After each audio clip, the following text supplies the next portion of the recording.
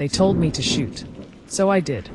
The words hung in the courtroom like smoke, thick and choking. Captain Elias Richter, once a decorated military hero, now sat in a bulletproof glass enclosure, eyes blank, shoulders rigid, his voice stripped of emotion. For the survivors in the gallery, his monotone confession was like reopening a wound that never truly healed. It was supposed to be a mission of peace, a noble intervention to stop a genocidal spiral. But when the Kravenian conflict erupted into a full-scale civil war, peace turned to policy, and policy turned into death. Villages were erased, families butchered, and orders became weapons more deadly than the rifles themselves. Elias Richter wasn't the first soldier to claim obedience as a defense. But his trial forced the world to finally ask, can morality survive a battlefield? Or does uniformed duty grant permission to kill?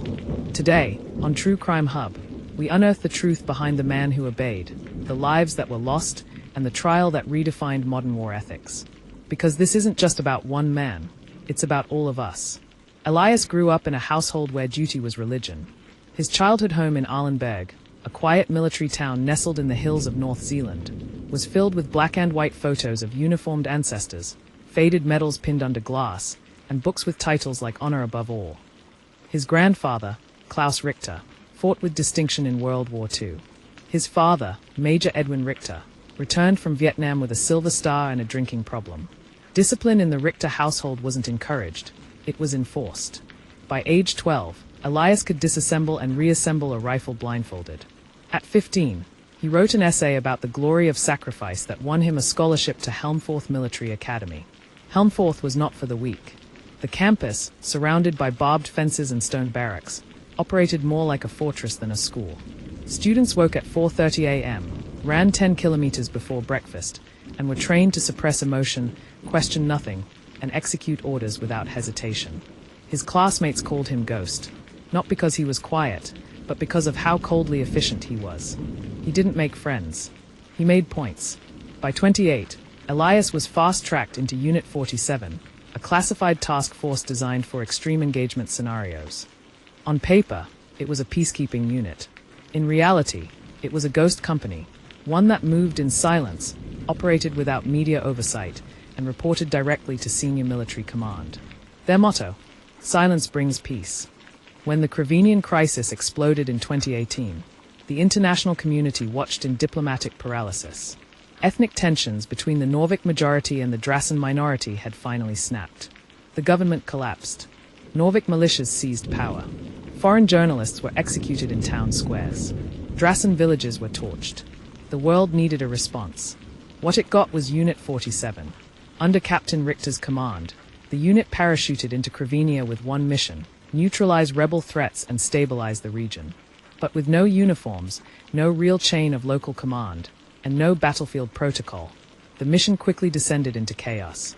February 11th, 2019. Dorven, a small Drasen village tucked between two mountains, known for its vineyards and annual lantern festival.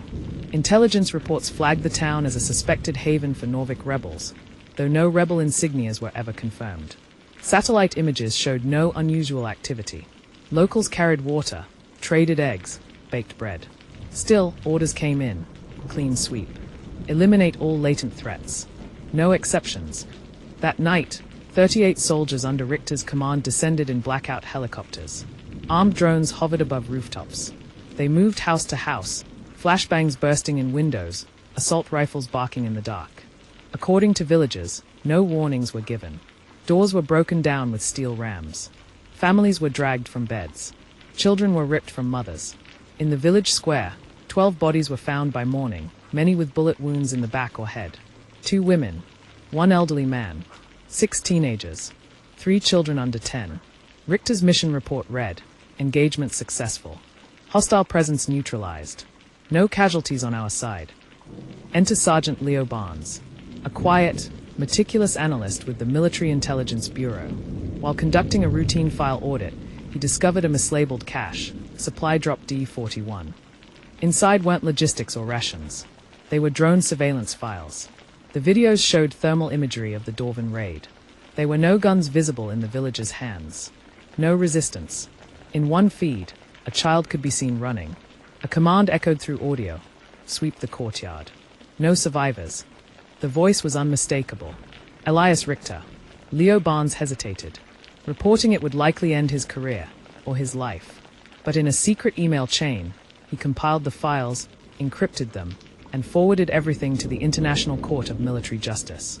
Then, he disappeared into protective custody. When the files went public in late 2020, they exploded like a bomb. News channels ran loops of the thermal footage. Political leaders condemned the act while dodging responsibility. Human rights groups took to the streets.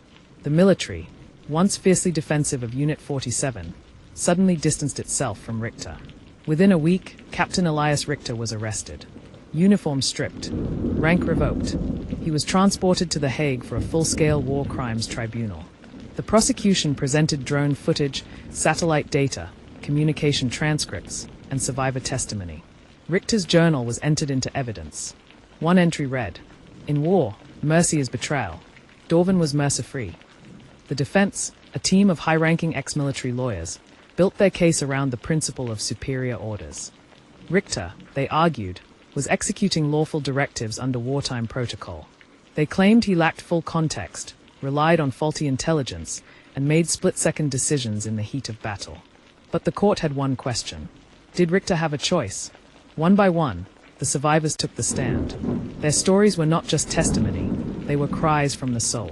An elderly woman named Hura recounted how her grandson was shot while hiding behind the family well. Her voice trembled. She still wore his scarf around her wrist. A 17-year-old named Malik described watching his father executed for refusing to surrender their only radio.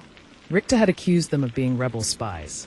Malik had seen nothing but harvest and prayer in his father's life. Each story chipped away at Richter's cold facade. Dr. Cara Velasquez, a renowned military psychologist, was brought in as an expert witness. She described the infamous Milgram experiment, where ordinary people administered fatal shocks simply because an authority figure told them to.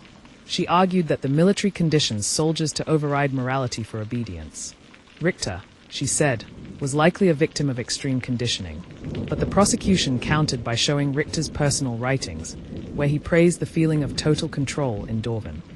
Private Jonah Rees was only 19 during Operation Clean Sweep. He testified that Richter ordered him to shoot a 7-year-old boy waving a white flag. When Rees refused, Richter allegedly called him a coward, took the rifle, and did it himself. Rees broke down on the stand. "I still see his eyes. I still hear the shot." After 6 weeks, the verdict was announced in a packed courtroom. Guilty. Elias Richter was sentenced to life imprisonment in a high-security facility. Some called it justice. Others believed the true architects of the massacre walked free. The trial forced a global reckoning. Military engagement rules were rewritten. The doctrine of command responsibility gained traction. General Anton Voss, suspected of authorizing the directive, resigned quietly. No charges were filed. Unit 47 was officially dissolved. Leo Barnes remains in witness protection. He has never spoken to media. One anonymous source claimed he regretted nothing, but feared everything. Dorvan now holds an annual memorial for the victims. The children plant lanterns along the rebuilt square. Hura lights the first candle. Malik reads the names aloud. The ghosts remain, but so does their voice. At 39, Elias Richter lives in near solitary confinement. He receives no visitors, writes no letters, gives no interviews. According to guards, he stares at the wall for hours. One reported hearing him whisper, "I did what I had to." Was Elias Richter a brainwashed pawn, or a monster molded by uniform and fear? The trial may be over, but the questions it raised echo still. What is justice in the shadow of war? What is obedience worth when it costs a soul? On True Crime Hub, we don't just revisit the crimes, we ask why they happen. Was Richter a soldier without a choice, or a man who chose to be heartless? Comment your thoughts below. Share this story. And don't forget to subscribe to True Crime Hub for more real stories that the world tried to forget. Because some truths refuse to stay buried.